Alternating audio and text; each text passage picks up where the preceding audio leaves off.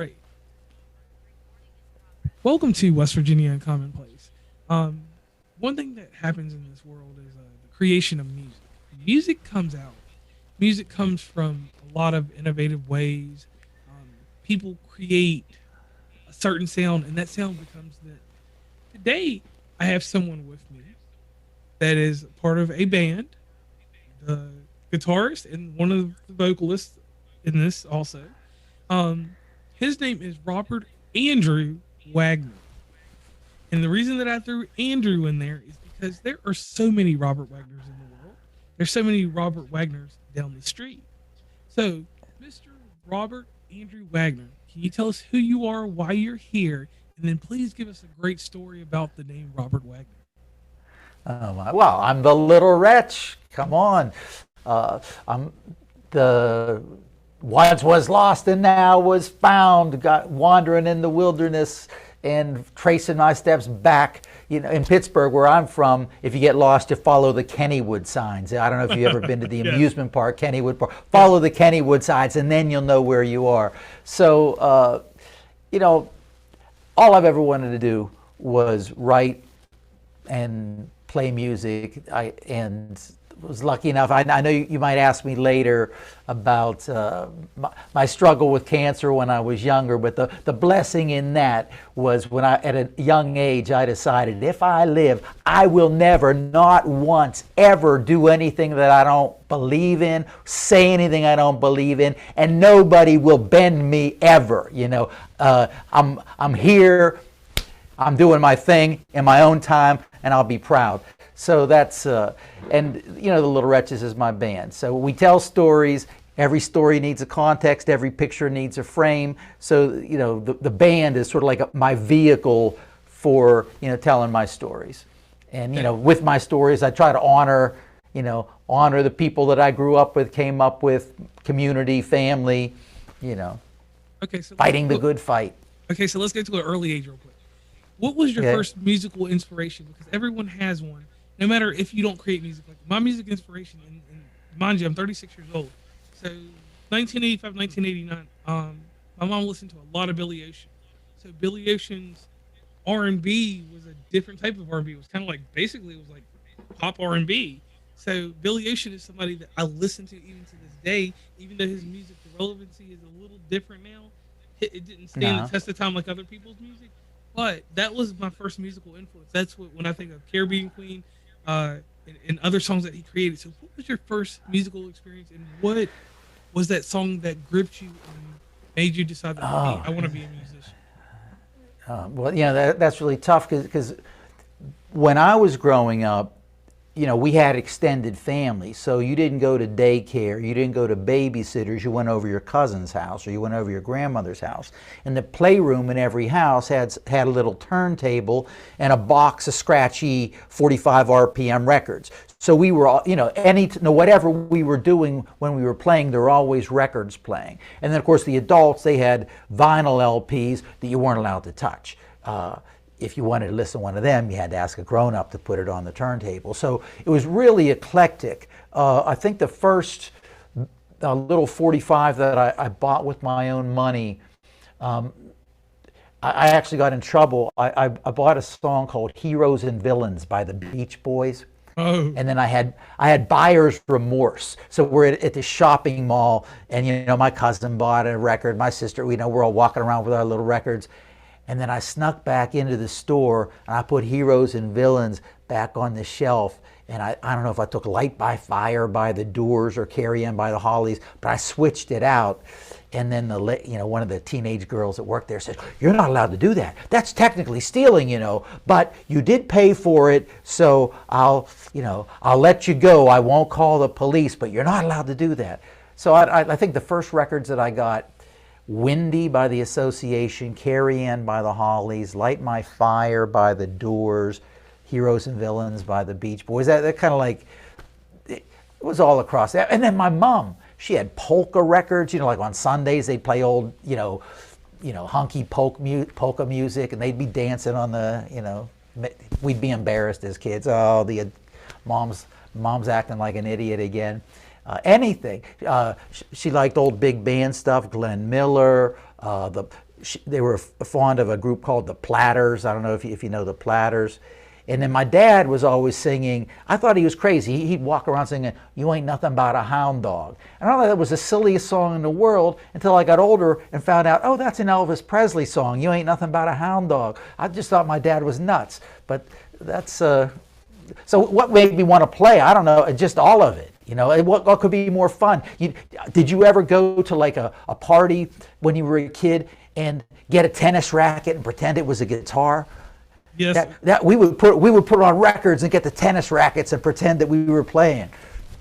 Okay, and I could see that because in my age group, Bon Jovi was really big, and you know, everybody, Bruce Springsteen, you know, coming up, some of that sound. And you grew up in a period of time. You grew up in one of the eras of the best music, the original music. Everything that you grew up with is things that are being sampled now. Now, getting back over to you, you grow up, you become an adult. As an adult, what is your influence in music then? What is music doing in your life in your early 20s and 30s? Well, you know, it's different. When, you know, somewhere along the line, I'm sorry to say I became a snob. You know, like when you're a kid, you just like everything. You know, music, it's just fun. Why would you dislike music? Music is so good. And then somewhere like when I was in high school, the cool kids liked certain kind of music. And if you were you know, if you like that music, oh, you know, you're still a child. So I don't know where I learned to, you know, to want to be one of the cool kids, because I never was one of the cool kids. But I don't know. I went from wanting to just be fun. I mean, at one point when I was a teenager, I was angry, you know, and I wanted to just kill people with my music, you know. And then you get to where I'm more of like a poet, or like I think music gives you a chance to speak to the broadest possible audience, real people, not college professors and, you know, poetry students. You know, I want to communicate with real people, and I think song is the best way to do it. So I'm like a poet, but I communicate through poet dramatist, but I'm communicating through songs.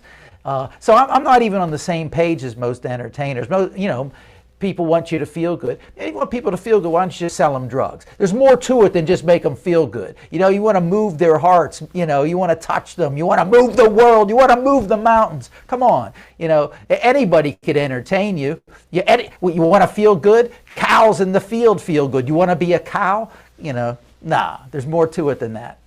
We're mountain movers, you know. Yes. Wholeheartedly on that one.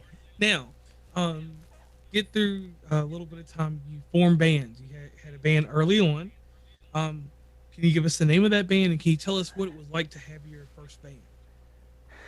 Well, the band was called No Shelter. I mean, this is like a miracle. I mean, there's things in life that just should not happen.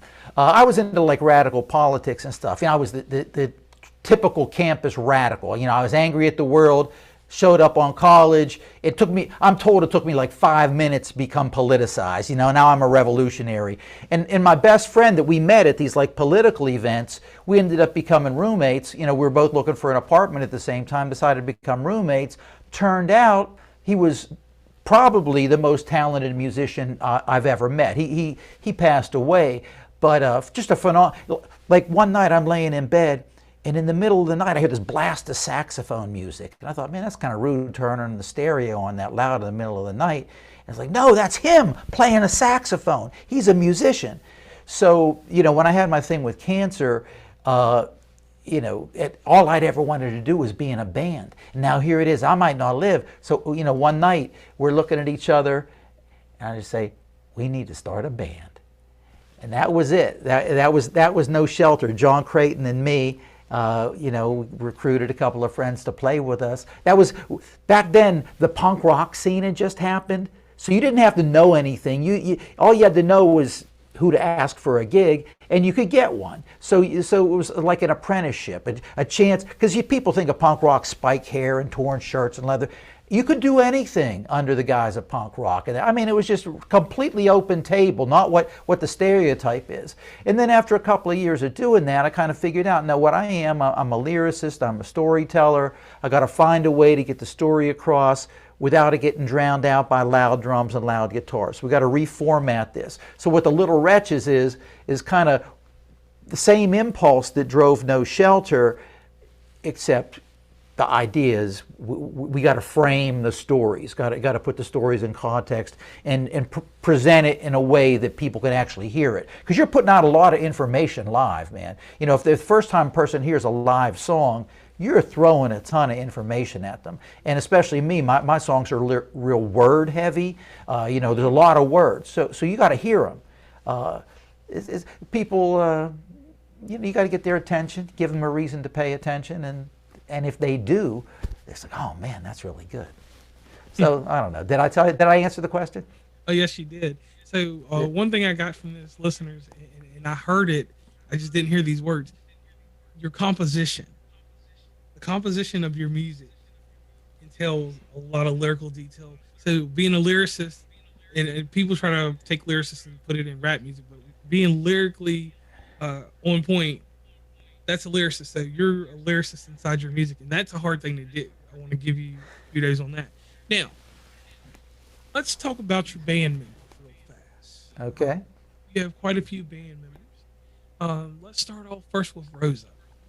Oh my God. And in doing this, the reason I want to do this is because when the listeners hear this, they're going to obviously go through the show notes and they're going to get linked up to your music.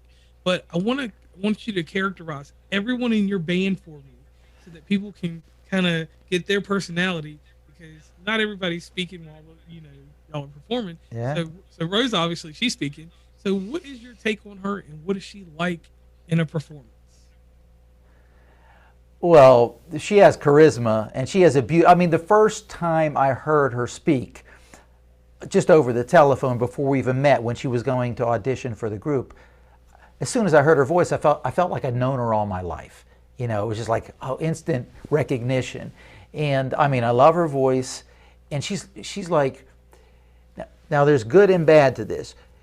If the world was coming to an end and you could only turn to one person, you would turn to her, right? She's like the superhero, problem solver, resourceful, strong person.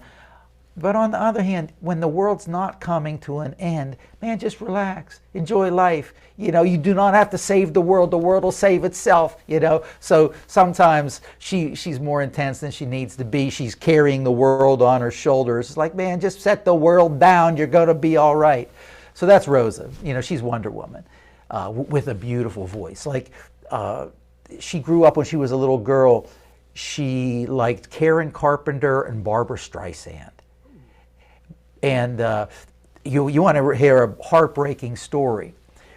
When I first met her, she was so angry with her father. Like, her father was an Italian cement worker, and she was so angry at her dad that she would not set foot on cement that he'd laid, which meant there were entire blocks of Pittsburgh she couldn't set foot on because she refused to step on cement. That's how mad she was at her dad. But now she's patched things up, and I'm over there, and her dad comes over, and she has this sewing machine out, and she's, you know, trying to sew some pillowcases or something. And she has all this resentment because the year she got that sewing machine, she wanted a piano.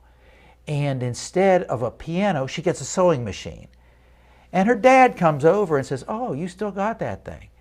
You know, I always wanted to get you a piano, but your mom said, what's a girl need a piano for? A girl needs to cook and sew. All those years, she was mad at her dad when it was really her mom she should have been mad at. So, yeah. So anyhow, she can sing. She just, the field of beauty. If you were designing a house and you wanted somebody to do the color, she would come up with an exciting, breathtaking color scheme for you. So that's Rosa Colucci. Okay. Now on drums, you got Mike Madden. Tell us about him, what's your experience with him, and what would the world want to know about him? Okay, well, you mentioned Bruce Springsteen being big, you know, with a certain group of people. There's a club that we played at called The Decade. It was a small club in Pittsburgh, but huge bands. Bruce Springsteen, U2, Meatloaf, all these great bands. If they were coming through town, they would stop off at The Decade. And Mike Madden auditioned for us, but you know, we wanted to be national. We wanted to be on the road, and he was a working class dude. He couldn't tour. So he would gig with us if we needed somebody. But, you know, if we were playing Milwaukee or Chicago or something, it just wasn't an option for him. He had a family to feed and a job to hold. So at one point, he was playing steady with us, and we played at the Decade. And the sound man of the Decade comes up and says, "Where'd you find that guy? He's the best drummer to come through here in months." And we're talking about a place that's had Bruce Springsteen, you know. It's like, yeah, that's how good he is. He just rock steady, doesn't do anything flashy. You got to be a musician to appreciate. You got to play with him to appreciate it. To just know that the beat's going to be there, and you know. So that's Mike, and he's just a great dude too.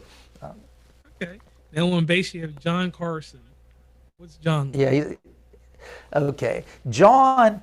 At one point, you know, talented guy. In addition to playing music, I think he teaches art at an alternative school in Pittsburgh. But he's one of the reasons why we're still the Little Wretches. There were a few times, him and the piano player on separate occasions, when the band was about ready to fold. I was just doing acoustic duo stuff with Rosa, and then John Carson hit the band he was in, broke up, and we said, "Oh, well, you want to play with us?" And he said, "Yeah, well, okay, what are we going to call ourselves?" I said, "I want to be in the Little Wretches." "All right, then, the Little Wretches live." So John Carson's he lived down in Hollywood for a while. He worked in the film industry. Like I think if you watch Mr. Holland's Opus and watch all the credits, somewhere in there you'll see John Carson's name. Just one of those really talented Renaissance people, and as a bass player, imaginative, unassuming. You know, like I've had other bass players who've heard us over the years that when they've heard him with the band, they say, "Oh man, that's the best bass player you ever had." Like, well, I'm glad you see that, because he is. You know, what else can I say? And then a little bit too, he's a little bit like Charlie Brown. He's self-effacing. You know, he's like I got this poet warrior thing. John wouldn't hurt a fly. Okay, now let's go on to your piano player, HK. Hillner. Oh, okay. The HK is insane. HK has a memory that you wouldn't believe. He remembers every gig he's ever played, every gig he's ever seen. His two big things are, as a piano player, Gustav Mahler, you know, the classical piano player, and the Rolling Stones. You could talk to HK about the Rolling Stones for weeks. He'll never tire talking about the role, and that's how he plays. Like he just has a great intuitive sense. I mean, he plays the way I feel a piano player should play. I guess we've listened to a lot of the same music. And at one point, again, when we were ready to pack it in, he said Rosa was his favorite singer. He wanted to play piano for Rosa, and the Little Wretches were going to record another album. It's like, okay, HK, if you say so, we're going to do it. And that turned out to be the album Undesirables and Anarchists, which came out a couple of years ago and got us like all kinds of airplay and stuff. That's why you're talking to me now. If Undesirables and Anarchists wouldn't have been successful, we might not have made the new one, but you know, it was cool. So what is that like, having that type of notoriety and fame? Or no, let's take fame out of that, because I don't like that word, fame. Like yeah, because it's not the notoriety and the accolades. Because I'll give you an example. We do this small thing called Sometimes Cinema, where we come into different cities and we just rent a building and we do cult classic films with a little DCP projector that I got, and like, wow, you know, it's real intimate. Yeah, 14 to 30 people. It's real small, but people know me for this, along with podcasting. So when they know, like, I'm going to be in Raleigh or some different town, and I post up how we do it, because we do it all like a mystery map. Like, you got to figure this out to get here and all this other stuff. We don't give out the full location. So that's the kind of mystery about me, but it's something that I have notoriety, and I'm more proud of that than podcasting. So when someone asks about the podcast, I'm like, okay, but no, Sometimes Cinema, baby. So what is that notoriety like for you? Because to me, when someone tells me that they had a great experience at Sometimes Cinema, I'm like, that's all I wanted to do. You know? Yeah, well, you know, it's weird, because look, I'm never going to be satisfied. You know, I always want bigger. I always want more. You know, and I've learned to be grateful for what I have. But you know, when we started this thing, look, I know I'm bringing something to the table, and the people, we've always had a devoted core following that thought we were going to really break through and, be a household name. And obviously that didn't materialize. But I've always felt like on the outs. One of the things I've learned about myself is I'm never going to feel like I belong. No matter what people do, I'm always going to feel like an outsider. And it's so weird to me when people come up and say, "Oh, I used to follow your band," and I'm like, "Wow, I was pretty sure I knew all of our followers. I never met you. You mean there are people out there like you?" So it's a cool thing, but I mean it's rewarding because I always feel like we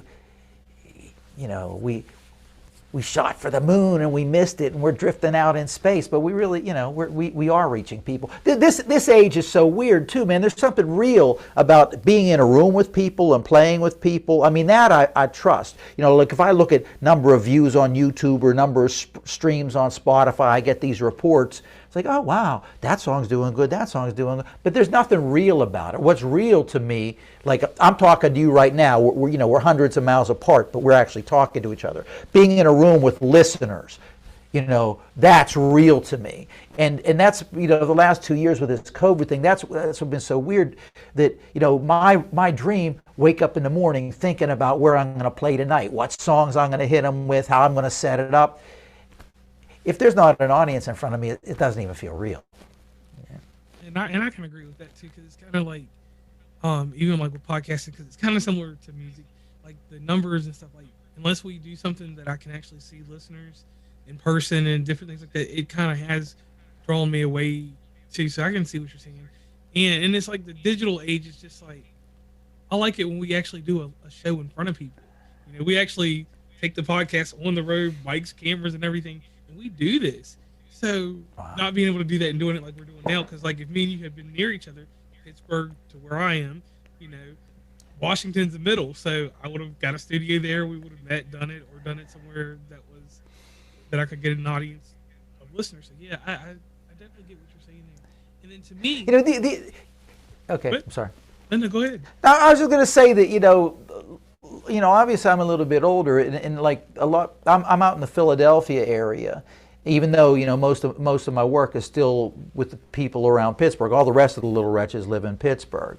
I have a woman out here named Kim Alexander that sings with a band called Hank's Cadillac. She's singing harmonies with me now out here at acoustic shows, but like the songwriters of my generation, they're like, they got no ambition. It's like, man, I still want to conquer the world. I'm still trying to reach people. We're still trying to make a difference. This is not a hobby. We're not just doing this because, what do you want? Let's go see our friends and play some songs. No, I want to play to people who I've never heard before, never met before, and move them.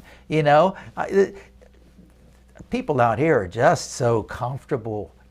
I can't stand that comfortable stuff, man. Let's get uncomfortable. Let's fight, Yes. And I like that we're getting this turnaround, that things are opening back up and it's starting to get a little bit more lively. I really got to see what this, not spring, but what this summer brings for us, with festivals and music coming around. That's the one reason why I have been so eager to get musicians on here, because I want people to know about their music. And, you may be at some festival in the top of West Virginia, or you could be out in Kennett Square doing a show, and the corporate people that work with me could be there, and I see you, and we meet. That's the type of stuff that like I want to embrace and see again. Now, I pay homage to a show, 2020. 2020 was a news magazine, and still is, that presented a lot of questions on Friday night. As a kid, I was very into hearing that type of news, scripted news, because that's what it is. Also would come on, he'd do a little funny bit, and his funny bit made sense. Sometimes it was everything he did was comical. Diane Sawyer was a better interviewer than Barbara Walters, hands down in my opinion. But the way that they scripted Barbara Walters, they made her like Iron Man. They made her invincible in how she could tear someone down or build them up. The main thing that she did, and whoever wrote her stuff, she made people personable. So now, Robert A. Wagner, it's your turn to get your 2020 questions. Now, The hardest thing in music is this. In quite a few opinions, it may not be the hardest thing to you, but I do want your opinion on this. When you are creating music, writing a song, everybody gets a block. Something stops them. So, what has happened to you? And I want to go back in time. So, I want you to put your thinking cap on, go back into your memories museum. The very first song that you wrote for the Little Wretches. What stops you from completing that song the day you started it? Oh, wow. Deep one, told you. Yeah, yeah, that is deep. Uh, well, striving for perfection, wanting. It's like refining. It's like discovering a diamond or discovering, gold dust or something. When you find it, you got to refine it and polish it, and you might not even know what you have when you first start. There's some songs that just come to you complete. As if they were like a gift from an angel, and it's just there. But others, you get a line, you get a little guitar riff, or you get a bass line in your head, and you're not really sure if it's done. I mean, they tell you when they're done, but sometimes that might take some songs, 6 or 7 years before they come together, and so you got a notebook that thick full of lyrics, but none of them make a song yet. You get the words and the music have to come together, and what I learned with the Little Wretches is you don't need to put out too much at a time. Little chunks, you don't have to eat the whole steak in one bite, man. You cut it into little pieces, and so learning how to, put it out there one bite at a time, one spoonful at a time, in a way that's digestible and enjoyable. Trying to, as you're creating, imagining the experience of the audience, and showing courtesy for what that experience is going to be like for them, because you want to connect. I don't know. That's the best I could come up with. Put on the spot like this. Yeah, that's why I said, like, with these 2020 questions. Now, there's a word modesty, because modesty is something that you have to have with you when you're in a group of people, because we all have egos, no matter how we deflate them or inflate them. We all have egos. So within the band, who has to be the most modest person in the band? Are you asking me who is or who has to be? Who has to be? Oh, that's a hard one, because you has to be. That means that yeah. somebody's controlling. They're controlling themselves. Yeah, well, that's a hard. I'll tell you who I wish was. I wish that Rosa Colucci was a little more modest, but maybe she's just too good to be modest. I haven't run into the modesty problem with most. We're like intuitive team players. One, you have to have the confidence that I have something to say, right? I have something to say, but saying it in a group is like, I have a role to play in this statement that we're making. I understand the statement, and I understand my role, and I'm going to do my thing. With our band, it's just happened to. I tell them, my song is a vehicle for me. I want you to hop in. You do your thing. You play whatever you want. I'll tell you if I don't like it. But otherwise, assume you have license. I don't want to have to think about the drums. That's the drummer's job. I don't have to think about the bass. That's a bass player's job. And so they're all, everybody has to be equally modest in the sense that, we're speaking together. It's like a theater group. We're presenting a scene, and we all have our part. Of course, I want to be in the spotlight, man, but that Rosa wants to be in the spotlight. All right, so who's going to teach that girl modesty? Nobody. Modesty can't be taught. Yeah, modesty can't be taught. That's something you get at age 1 to 2, and if you don't have it, You don't show it at 10 years old. Now, you write songs, you create songs, and uh, the one behind the scenes thing I like to let the listeners in on is, um, everybody has you have a group MTS that you deal with. That management group, they send out certain songs. They sent a song to me called "Running." Okay, that's Rosa. Yeah. Yeah, so "Running." When I heard it, I was like, I listened to it, and when I listen to music, just like the headphones I have on, I listen intensely to everything. So, played that song, played it in the shower, not in the shower, but the shower speaker. Yeah. Played it on the Bluetooth audio in the car, then actually let it run through the AUX cord because I want to hear everything and hear every part of the song. And it caught me, so I let Michael know. I'm like, hey, I want to have them on the show. Uh-huh. And the cool thing about that is that, initially, you have somebody that's taking care of that portion for you. They sell an image, but your music sells the full image. Like it carries you on. So what inspired Running? And and here's the big thing with this, because this is where the 2020 part comes in. And what does this song mean to you now than before? Oh my. Well, when the album that it's on came out, I was surprised that everybody didn't jump on that song first. Because, I love Rose's singing voice, and she sings lead on the song. I think that's the only one on the album she sings lead on. But Running, I wrote that specifically for her. And she, look, it's not my story to tell, and I don't want to violate her privacy, but she's been on her own since she was 15. Okay. And I told you she, very angry with her dad. So she's been on her own. She's supported herself. She never really graduated from high school, but she graduated second in her class at Point Park University. She's just a phenomenally talented person, very strong-willed problem solver, independent thinker. And so I wanted somehow to get that, being at home isn't safe. You can't stay home. You got to go. You got to get up and go. It's easier to adjust to these indignities and these abusive relationships. Don't adjust to that. Never get comfortable with being abused. You got to get out. So I wanted to put that in. And then I was thinking, I'm watching, thinking I'm going to write a song for Rose, and I'm watching that movie, The 10 Commandments. Oh, wow. You ever see the 10 Commandments where they're going to part the seas? And I'm thinking, like, the average Israelite is probably just going along with the crowd. Like, you mean we're going to run into that sea? No, really, it's going to open up for us. We'll be all right. You're crazy. I'm not.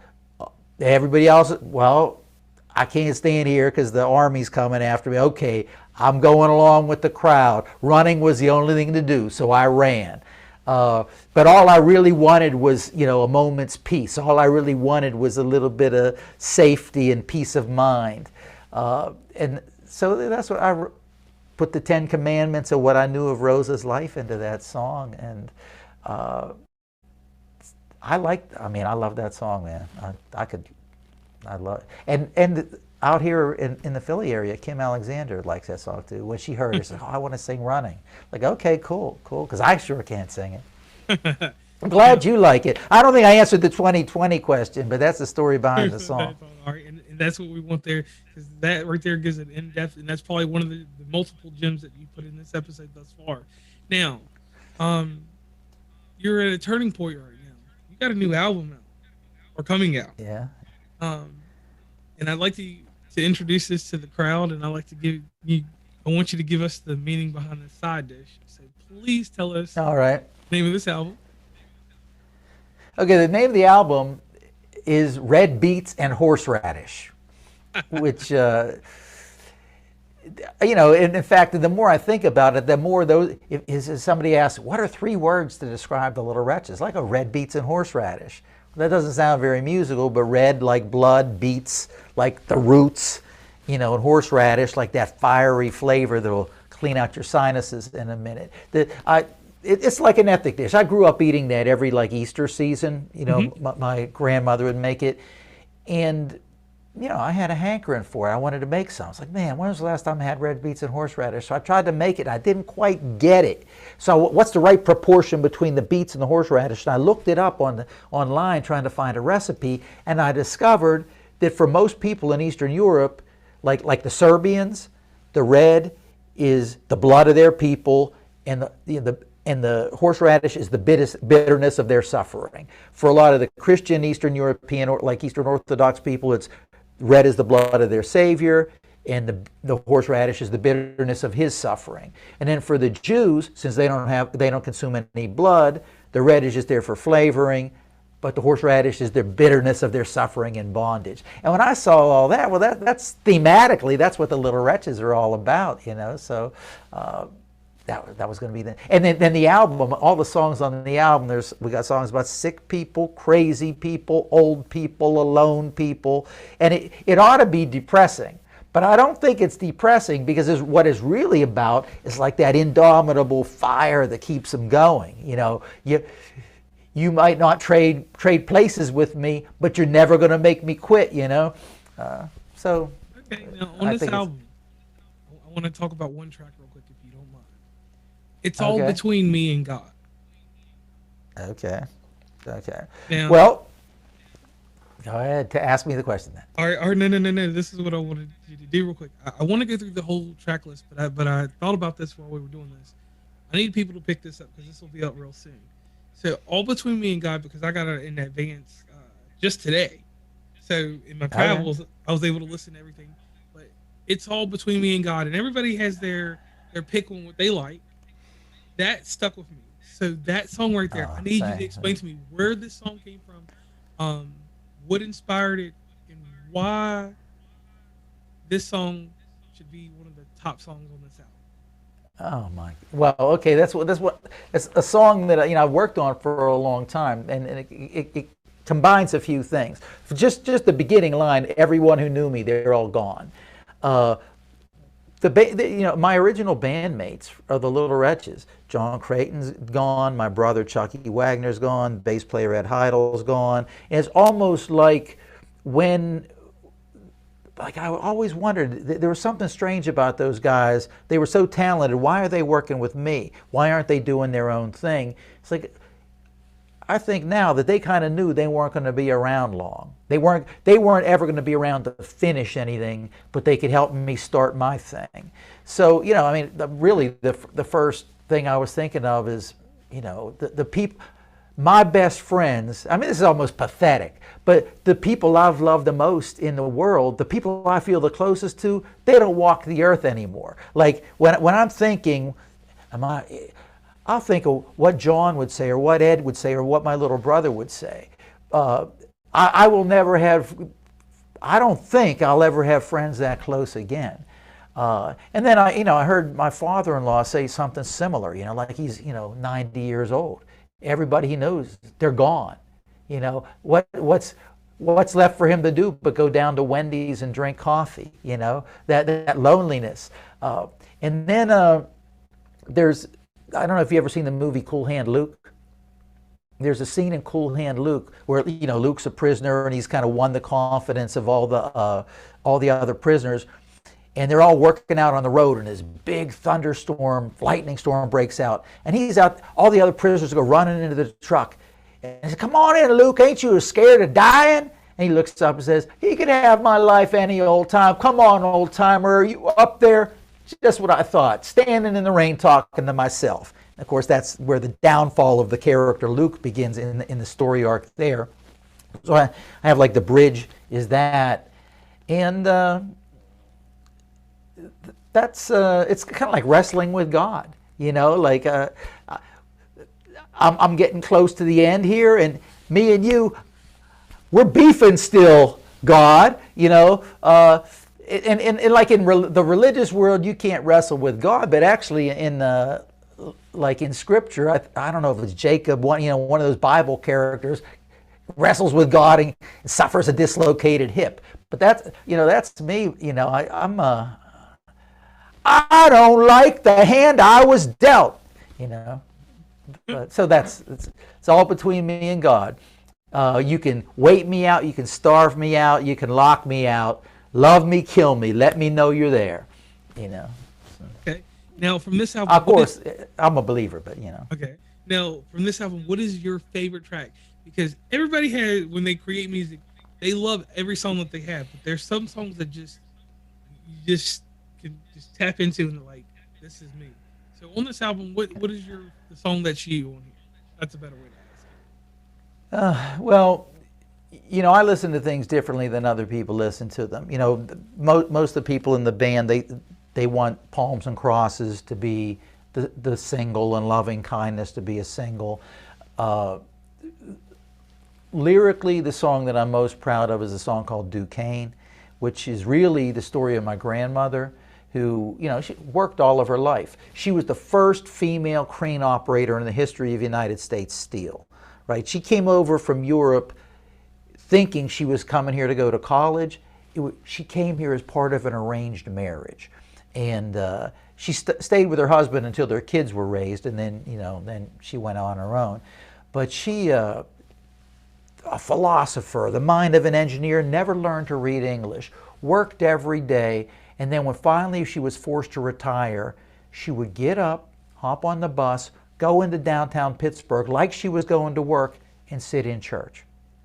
And then at the end of the day, when it was time to go home from work, then she'd hop on the bus and go home. She didn't have it in her to stay home. She had to get up and go, but now there's no place to go. So it's really the song, a lot of it's in the first person, things that I actually heard her say. You know, like how Americans, they take for granted. You live in homes you didn't build, eating food you didn't grow, traveling roads you didn't clear, work for bosses you don't know, someone picks up your garbage, you get your water through pipes, and your power through cables like a God-given right. You know, it's like, oh man, my grandmother said that, and I got to put it in a song. Now, I made it rhyme. She didn't make it rhyme. But all that wisdom in there. So I'm proud of that song. I hope people like it. Okay. I mean, the music's got to speak for itself. You know, you never hear yourself the way other people hear you. You know, other people don't. You bring your own set of experiences to it. Some people won't like it at all. But I know I got my thing across. Okay. Now, one thing we do on the show, we do something called the shameless plug. And the reason we do the shameless plug is because even though we have show notes that go along with this, people always, when they hear something, they're on their phone. Some people have it playing on Alexa, they're still on their phone. So, real quick, Mr. Wagner, can you do this for me? Can you give a shameless plug to where everybody can meet, greet you, find you on the internet, and become part of your persuasion?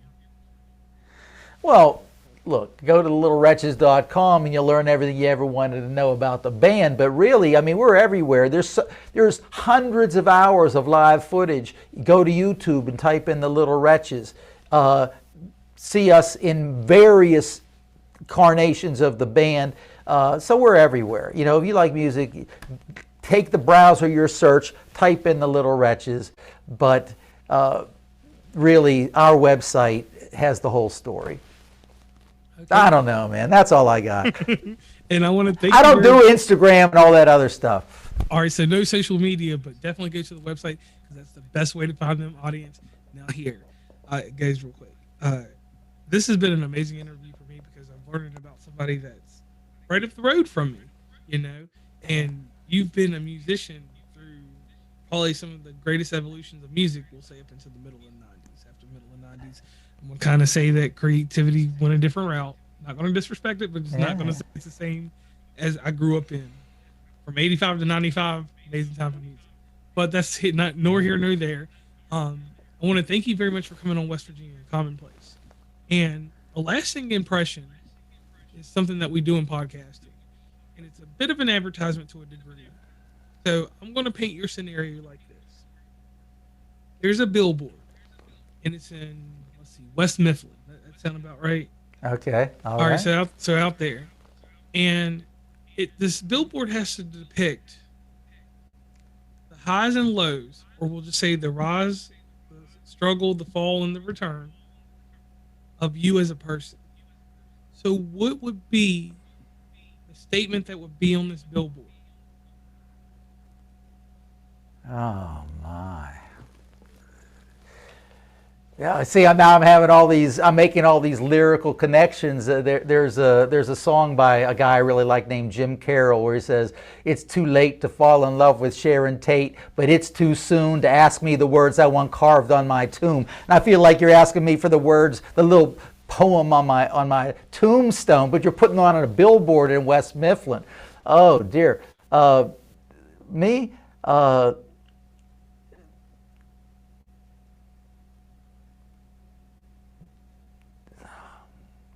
Yeah, man, I ain't nothing. The cornerstone of our band is actually about my friend John Creighton. It's a song called "Born with a Gift." That would be his slogan. That would be our slogan, the Little Wretches slogan, "Born with a Gift." You know, you got to figure out how to use it. You know, you don't. You got it, but what do you do with it? You know. That's the challenge. That's the challenge for all of us. It's a weird world out there because everybody tells you you can't do what you believe in. You can't do what you want. You gotta get real. It's like, you know what? You can invent yourself. You can create yourself. But you have to have. You got to find that gift and you got to go with it. Everything you got. You know where it leads. That's not under your control. But what you can't quit. You got to fight every day. You get up. You fight the fight with joy. That's my 2 cents. Can you fit that on a billboard? We can put it on one of those little, I call it Titantrons. You'd have to have like the little... Yeah, the jumbo. Yeah. We'd have to do that with all that. So definitely. Yeah. So Rob Wagner, I want to thank you for coming on here. And let's correct one thing. Robert A. Wagner. Yeah. It depends on, if it's just me, I'll say Robert Andrew Wagner. But now I started to call myself Robert Wagner of the Little Wretches plus Kim Alexander for my shows out here in Philly. And then, back in Pittsburgh, they're not going to, that Robert Andrew Wagner stuff isn't going to fly back there. It's just the Little Wretches, because that Wagner can got to stay in his place. Don't get a big head, It's the Little Wretches, even though almost all my shows are just me. Okay. So I want to thank you for coming on. And everybody that listens to this show, the usual spiel I give. Go check out this over at www.wvuncommonplace.com. Y'all know the Instagram handles. All 13 social medias we're on. The amazing thing, though, with this and with quite a few future episodes, MTS management is amazing when it comes to how they deliver their artists, the content, and the presentation that they do. So I want to give a big shout out to Mike and everybody over there that's taking care of things over there, because without them, these musical episodes that I like to do, and even meeting you and being able to get entranced in your music wouldn't be possible without him and everyone that's over there. So big shout out to those guys over there. And the lasting impression I want to leave with everyone is this. When it comes to music, you need to go listen to the Little Wretches. You need to go support them. Pittsburgh, stand up for them. West Virginia, definitely stand up for them. And there's great music coming real soon. So in closing, I'll say this. The Little Wretches is where you need to be. And on that note, I am JR from West Virginia and Commonplace, and we are signing off.